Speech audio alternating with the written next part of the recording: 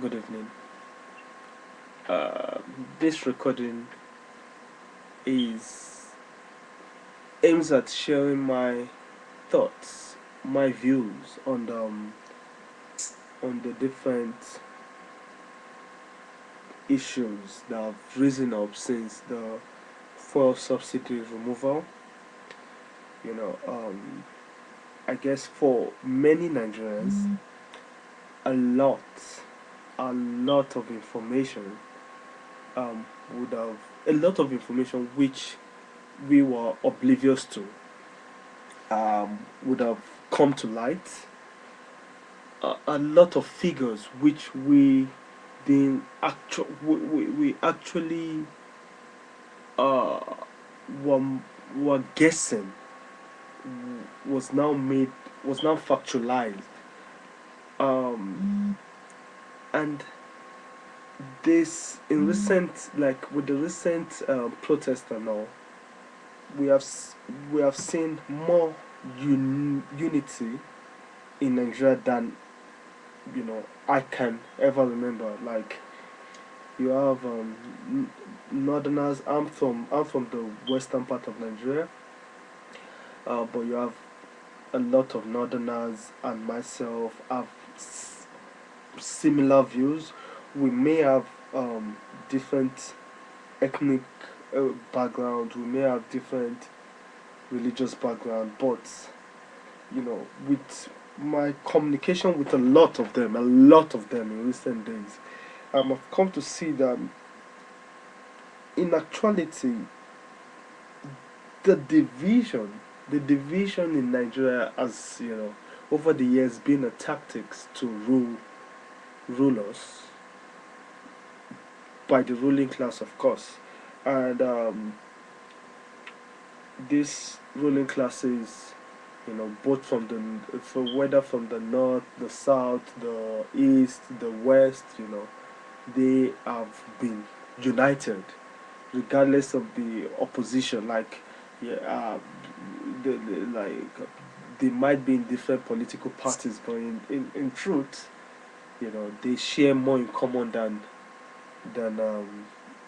they share with us. Even if we are from we share the same ethnic background or religious background.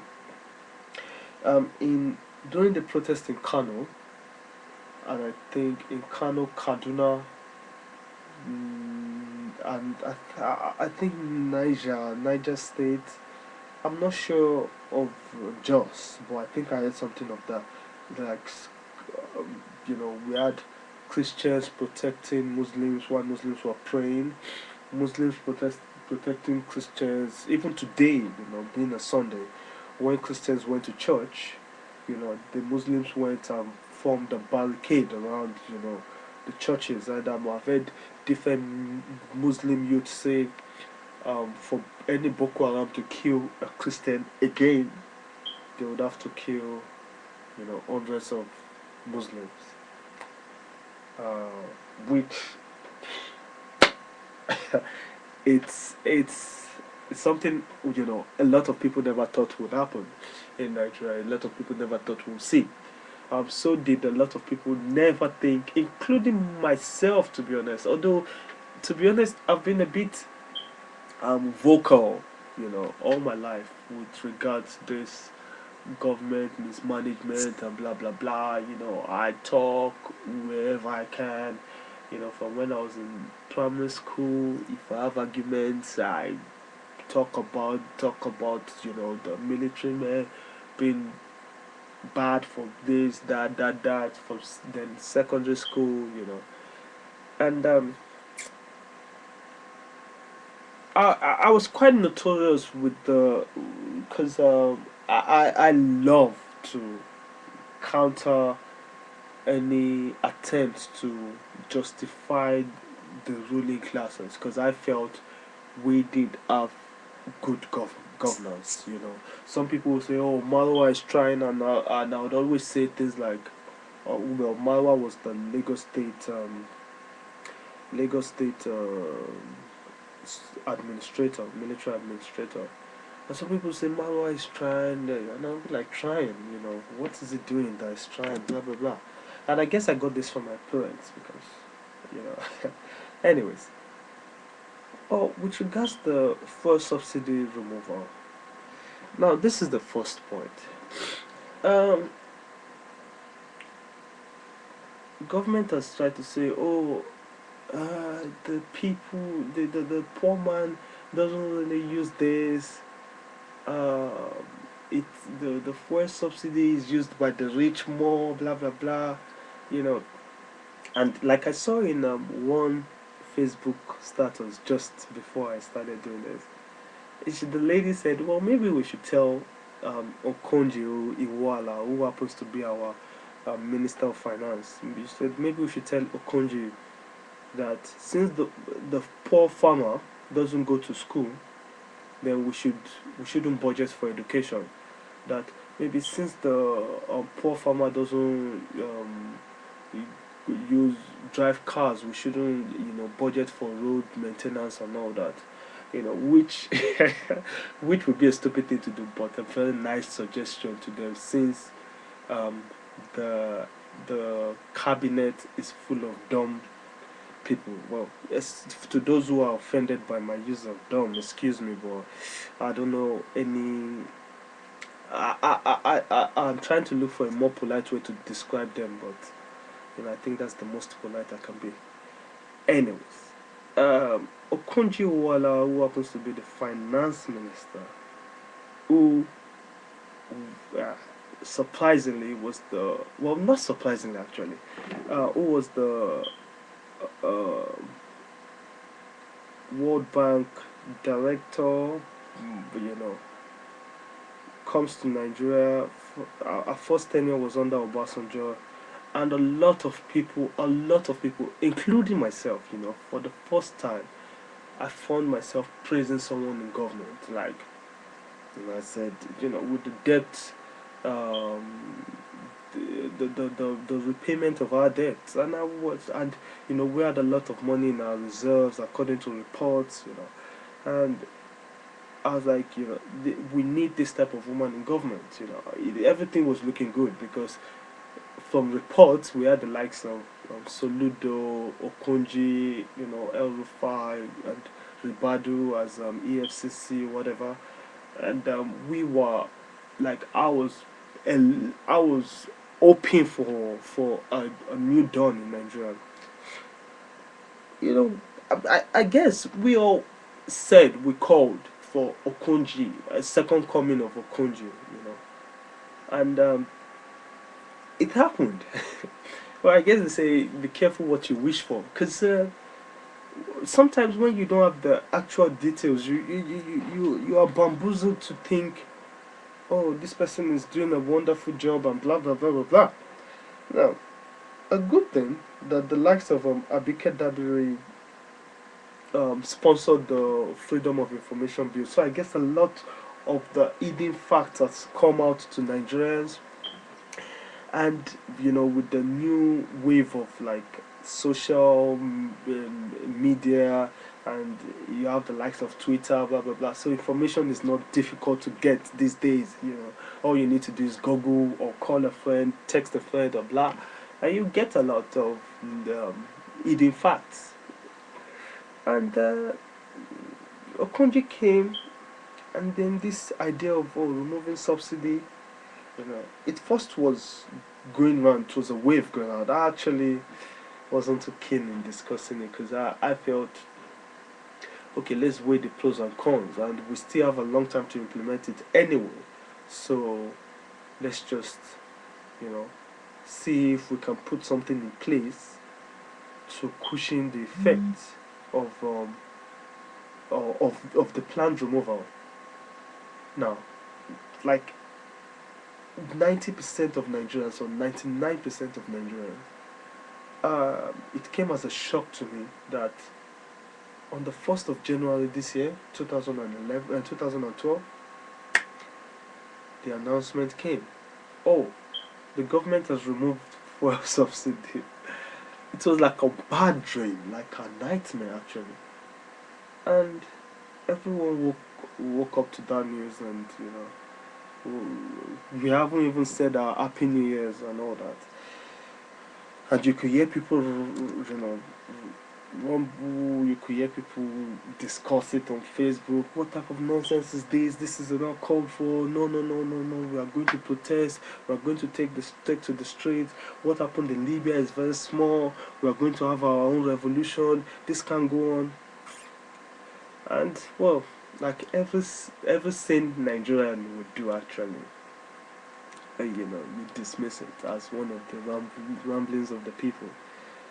Um, you look at the you say, okay, like you said yesterday, because a lot of times Nigerians would so talk about it, oh, we're going to do this, we're going to do that, but come out, you know, doing nothing, or after a few days, so I guess that's the same way the leaders looked at it, and the leaders thought, we'll just do it. These guys will shout for 5 days and they'll go in. But like I said before, I've always been very vocal. So I talked about it and I stated why I'm against it.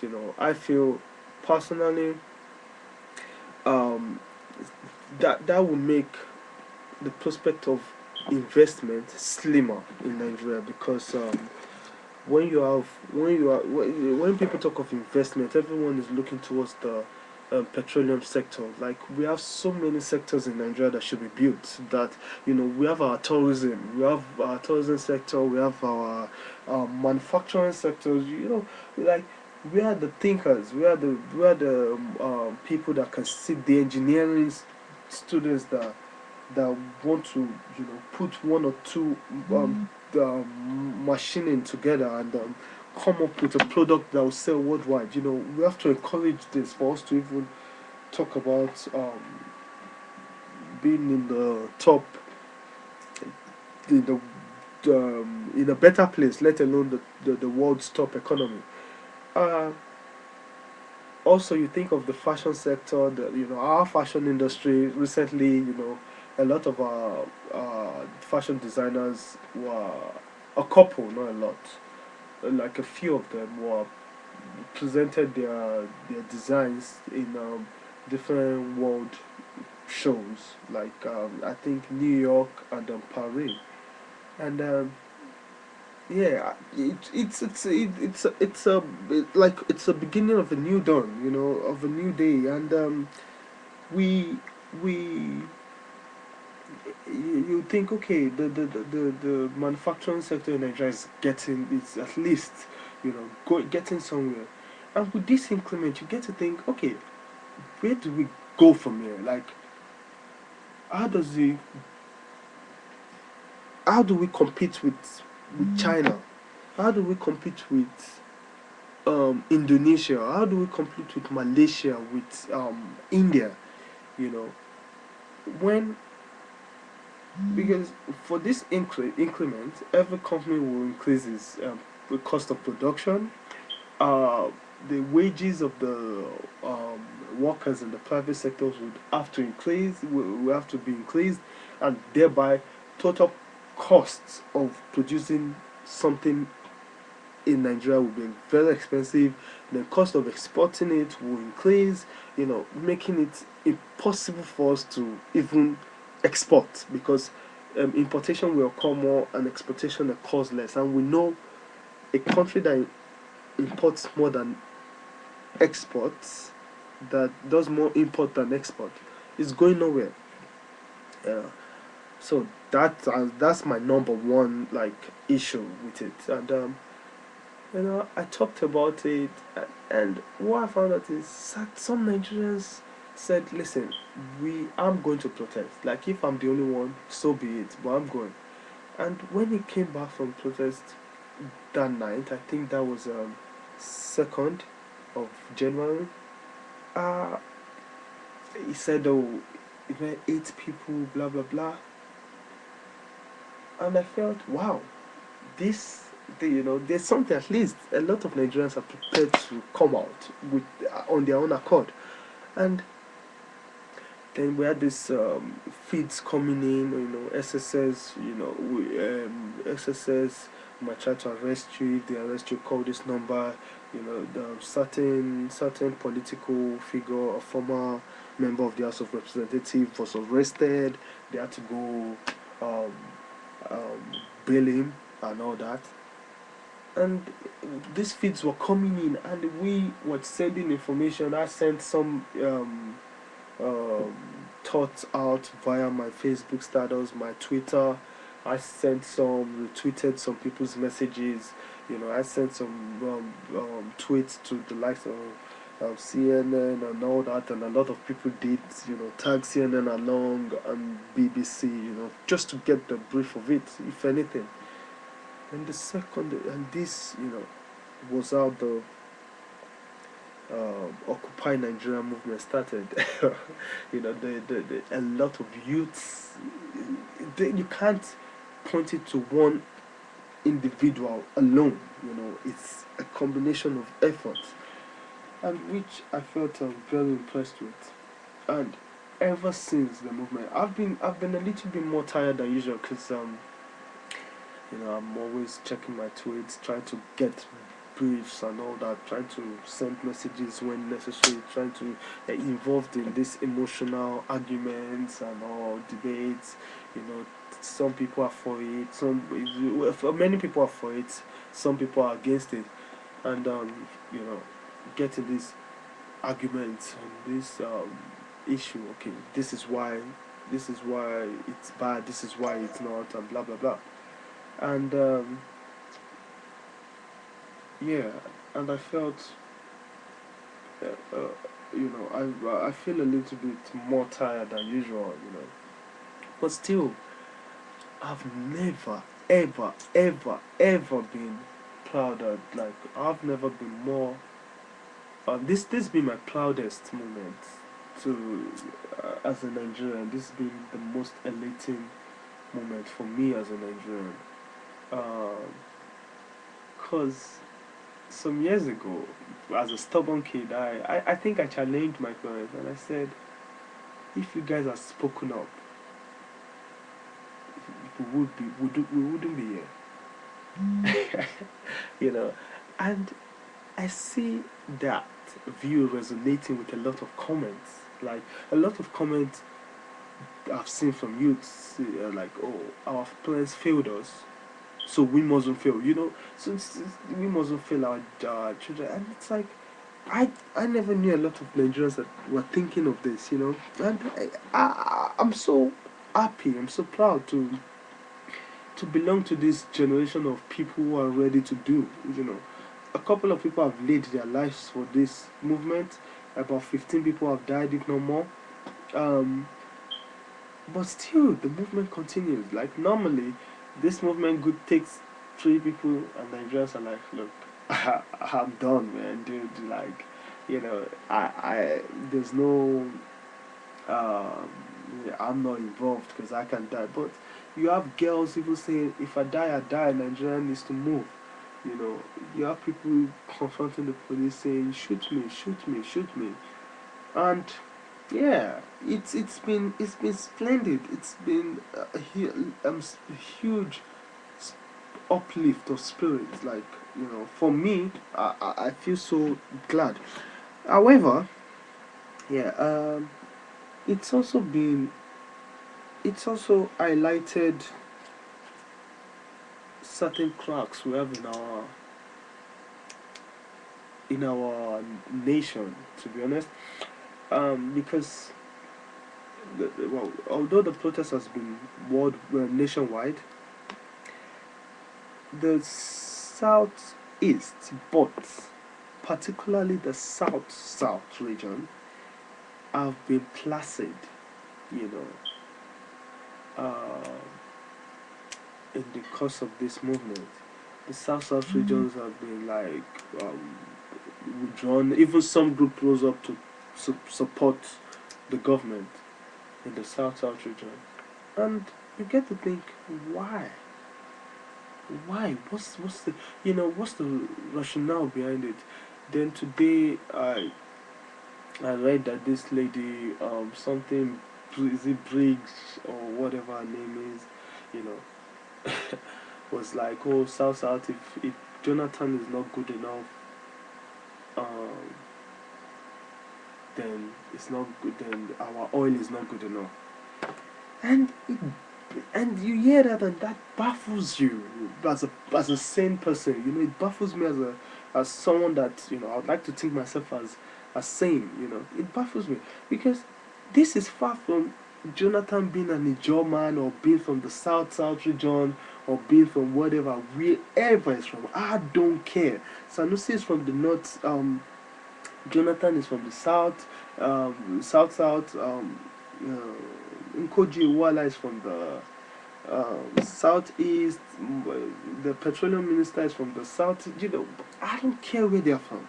You can be from my state for all I care. Now we had the former power and steel minister Agagu from, you know, he became our governor. He is from my state, but I dare ask, does that make us have electricity in our state? No. You know, our people are as impoverished as when the military rulers were there. Um, you had Obasanjo, who's from Ogun State, who very close to Lagos, and I grew up in Lagos, and you have him there, like as a president, but even at the point of his presidency, he refused to release allocated like funds for Lagos, you know, thereby um, blocking, well, just saying that blocking the chances of development in Lagos. That's if they were going to use the fund for development. Anyway, that's another case. But you think the illiteracy, and this Briggs woman, I've listened to her talk a lot of times. You know, at first I used to really respect her until she said something on AIT saying, oh, if Danjuma has oil blocks, and it's from the north, why am I, like me that I'm from the south, I don't even have any oil block? And I thought, okay, is this a fight for the freedom of your people or a fight for your pocket? You know, and I thought, okay, she's a bit dodgy. Then this just confirms it to me, like, oh, our oil, since when? Since when? This is not a fight against your son as a Southerner. I went in the cold, protested against well, it was then called the kitchen cabinet, who refused to give Jonathan the mandate. This so-called son of the Jaws didn't open his mouth to speak. He didn't speak. You know, he was mute throughout. He he didn't he didn't address Nigerians. He didn't address the cabinet. He let he let the kitchen cabal or whoever they were, or kitchen cabinet, you know, take over take over the runnings of the country. Like, you know, he was just there like an houseboy. And we raised our voices. We spoke on Twitter. We spoke on Facebook. You know, but now it's their son, because I didn't hear her speak then. Now it's their son. Now, first things, he is the president of Nigeria. The moment he can't perform as the president of Nigeria, he should resign. If he thinks he's the president of the Jaws, he should resign and go. He should resign and go back to his land and become the regional leader. This is Nigeria. Nigeria comprises of different ethnic groups who live together, and who, by God's grace, will live together in peace and harmony. So he shouldn't. If he cannot perform the duties we pay him hugely for, then he should resign. Enough of this placid government, enough of corrupt government, enough of oppressors, enough of dictators. We have had enough. Like, you've pushed us to the wall, and it's time for us to fight back. And You know, like I heard in the news today, oh, they are arresting, they put out orders to arrest um, uh, Bakare, El Rufai, Dino Melaye, and co. You know, now I said to Mr. President, this is it. The youth organized this. The youth started this. Now, El Rufai and co might coming into this is in solidarity. And if the president arrests and arms any of these men, is calling for a bloody revolution. He is calling for a bloody revolution. Because this won't be people talking on Twitter or Facebook anymore. This won't be me talking on video. Um, it will be people, you know, including myself, by God's grace, um, picking up arms and fighting for their nation. Because we've had enough of oppression. I've lived my whole life in oppression, and it's enough. You know, we've been oppressed our whole lives, and this has to stop. It just has to stop. We can't continue anymore. You know, if you think, oh, it's because it's an Ijaw man there. Well, pardon me, but screw you. You know, you can go to hell. Whether it's an Ijaw man there, whether it's Obasanjo there, this is the time. You know, the Arab Spring came, and I bet every Nigerian was thinking, okay, we need to have this in Nigeria, but it was a bit different because we had a democratic government in place, so we couldn't just start an uprising like that because it was so called, it was a legit government, but this was the trigger, you know. And trust me, Nigerians are willing to lay their lives on the line for this. It can't go on. It just can't go on. I was born in this oppressive system. The same people I've heard of all my life are the same people ruling us, and they're not doing nothing. They're not doing anything. It's not it's not supposed to happen in a country like Nigeria. You know, Nigeria is a country blessed with mineral resources, blessed with human resources, and blessed with resources like air. We have conducive environmental resources. Nigeria is just on top. Then you have the children, Nigerians, the children of Nigeria living in poverty, running out of the country for greener pasture, running out of the country in fear of oppression. Man, like it has gone on for so long, and it's time we say no to it. I say no to it, and a lot of Nigerians have said no to it, and no is no, and that is where it ends. If you don't like it, you leave the country, you leave Nigeria and go somewhere else, because it's time for Nigerians to take back their country, and we are going to do it. The youths have spoken, and that is it, and that is where it ends. Now, on the issue of Boko Haram, a lot of well, the most laughable one is the current president, Ayo Olusegun Jafo. Well, a man from the South too. I wonder what well, anyways, Olusegun Jafo called on Nigerians alongside these mega millionaire pastors who fly private jets every day, you know, called on Nigerians to defend themselves against Boko Haram. Now, okay, theoretically that sounds very sweet. It sounds good on paper, you know. Defend yourself, Nigerians. But first things, I thought we elected someone to do the work. Like I thought we elected a president. We put someone there to do the work for us. You know, if we wanted vigilante group, there was no need for us to go out and, you know, vote. If Nigerians voted, they voted for people to, you know, put laws, put the pathway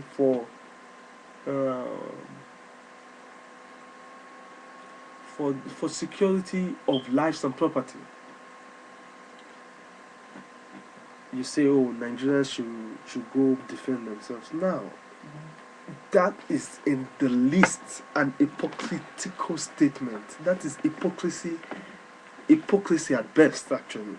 Because this same set of people, the same mega pastors, the same men of God, oh, anointed this dude called Goodluck Jonathan. Oh, this, a lot of them were saying, placing their hands on his head.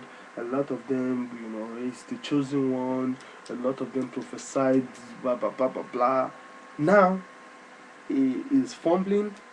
You're absorbing him of his responsibilities, calling on governors, on religious leaders to speak rather than the president speaking. Not once has the president spoken addressing Boko Haram. Actually, under, well, I don't like PDP, I don't like anything PDP, but I have to say, under Yadwa, although the way he did it was wrong, but we saw soldiers being deployed to the northern part of the country, where soldiers killed people they suspected to be Boko Haram members and all that. You, like, at least you saw actions that were taken. People actions were taken and against and with men. Yadwa called men and spoke to them. Negotiated with them, give them a deal to work with and something to work with. I don't even like that man. Well, I never liked him. I felt he harbored corrupt officials. But with what's going on with the present administration, Yadwa seems like an angel, man. Yadwa seems like a god, a deity. He negotiated with men. He gave them deals he put things in place and all that. But where is this incentive by the present regime? What is the present regime doing? What are they doing to either talk or, attack the people who threaten the lives of innocent Nigerians? Muslims have died, Christians have died. Are they just planning to sweep this under the carpet and reduce the population of Nigeria by killing as many as possible people? This Boko Haram is a menace. Now, the president said this, or I said we have to. Is something we have to live with now. Well, I want to believe that was a mistake of a statement. It was a reckless statement. It wasn't well thought out. I don't even know what advisors it's got, but if it's got the likes of Omokre and Abati as advisors, what else do you expect? It's got Maku as a minister. It shows, it gets the poorest advice any government can get in the world. But away from that, he should be able to, think for himself. After all, it's a PhD holder. You think. It says that this is a menace. This is not a menace we want to live with. He should work to clear the menace of Boko Haram. He should work with religious leaders, give incentives for people who are willing to root out the evil men behind Boko Haram. He should change his tactics when necessary. He has security advisors. What are they being paid for? These guys are paid millions and millions and millions. What are they doing? Then the current president comes and say, oh, defend yourself, which is a soft way, in my view, to go out and say, it's a soft way to say, oh, dude, attack, well, defense is the best way of attack is the best way of defense. Attack is the best form of defense. That is what he's saying, in my view. And I thank God the Muslim and Christian youths have seen that division will get us nowhere.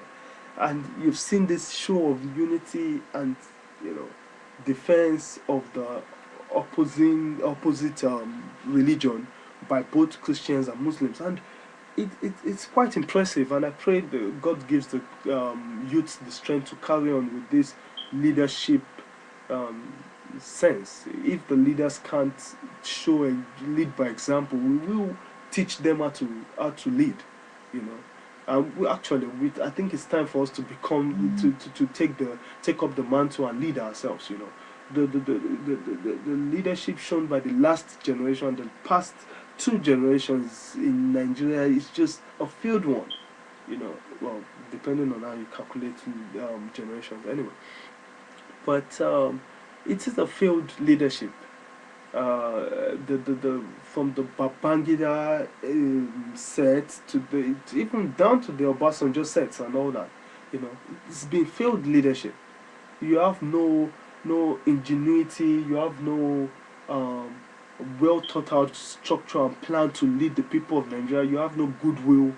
You just have people who think about their pocket, who are competing to use the best cars, the best houses, the best and everything, while there are people lavish in abject poverty. This has to stop. You know, the youths have spoken, and any only a deluded um only a deluded man will ignore the youths of any nation. When the youth says they will do things and they are coercively saying it, don't ignore them. So if President, well, whatever, President Jonathan, I don't say the good luck in him, if President Jonathan likes, to his detriment, to his own shame, he should ignore the youths of Nigeria. Then, I'm not a soothsayer, but it is more than obvious that if he does that, um, he's very likely to regret it. And no no amount of threats by the Ijos, by the Dokubo Asari, by whoever will stop that, because Nigerians want good governance and we will get it. The issue of my son, my son is the president. Our son is the president. Doesn't arise. Your son is not there as the president of Ijaw. Your son is there as the president of Nigeria. And if you think you can't take it, get him out of there and let another person who is capable to come in. So that is how it is. And well, I hope you don't see this as a rant, and I didn't mean to go for this long. This is over 37 minutes. But yeah, I hope we. Well, I hope this this has actually helped me air some of my views, and I, I like I said, I hope I thank God for the youths again, and I hope for a better Nigeria. I I'm very optimistic now, because the youths have just blown me away with their actions, and I pray God gives all of us the strength to move Nigeria to a better place. And yeah, thank you for watching this, seeing this, sharing this, whoever. Thank you very much. Bye.